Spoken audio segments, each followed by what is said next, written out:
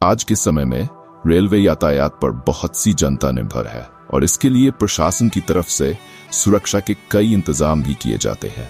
इसके बावजूद आए दिनों आपराधिक घटनाएं घटती रहती है। आज की कहानी है ट्रेन में चोरी। इसी तरह की घटनाओं से प्रेरित होकर लिखी गई है। दोस्तों, अगर आपको ये कहानी अच्छी लगे तो चैनल को सब्सक्राइब, वीडियो को एक लाइक और कमेंट करके वीडियो को शेयर कर देना। इसीलिए क्योंकि जब भी वीडियो डालें आप लोगों के पास सबसे पहले पहुंचे। कर दो भाई, पैसा नहीं लगता है। एक बार की बात है, एक परिवार लड़के की बारात लेकर लौट रहा था। बारात में शामिल महिलाओं ने बहुत से आभूषण पहन रखे थे। जैसे जैसे रात होती है महिलाएं अपने आभूषण उतारने लगती है, क्योंकि रात भर इन्हें पहनकर तो नहीं रखा जा सकता और यदि सब अलग अलग इन्हें रखें तो सभी को जागना होगा, जो कि लगभग असंभव है।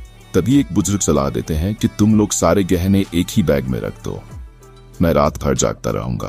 बुजुर्ग परिवार में सबसे बड़े थे, इसलिए सभी उनकी बात मान जाते हैं और सारे गहने एक बैग में डालकर दादाजी के पास रख देते हैं। और अब वक्त होता है सभी के खाना खाने का। परिवार के सभी लोग एक साथ खाने के लिए बैठ जाते हैं। महिलाएं सभी की थाली में खाना परोस रही होती है और इसी बीच यात्रियों का आवागमन चलता रहता है। परिवार के सभी लोग खाना प्रारंभ कर देते हैं। खाते हुए कुछ लोगों को नमक की कमी का एहसास होता है और वह बैग से नमक निकालने को कहते हैं, लेकिन महिलाओं को याद ही नहीं होता कि नमक किस बैग में रखा हुआ है। नमक निकालने के चक्कर में गलती से गहनों वाला बैग ऊपर से नीचे आ जाता है।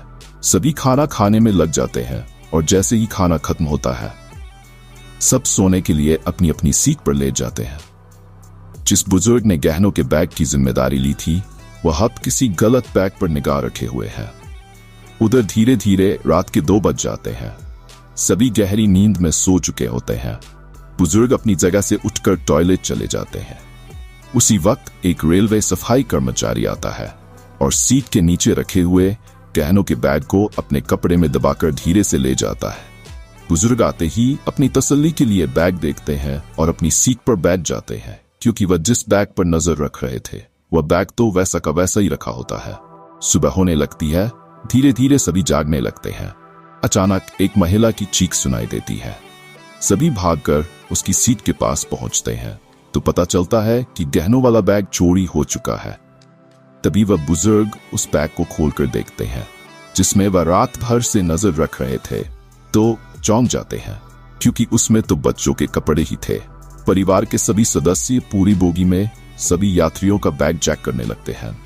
इसी बीच रेलवे पुलिस के जवान आ जाते हैं और वह भी इनका सामान खोजने में मदद करने लगते हैं।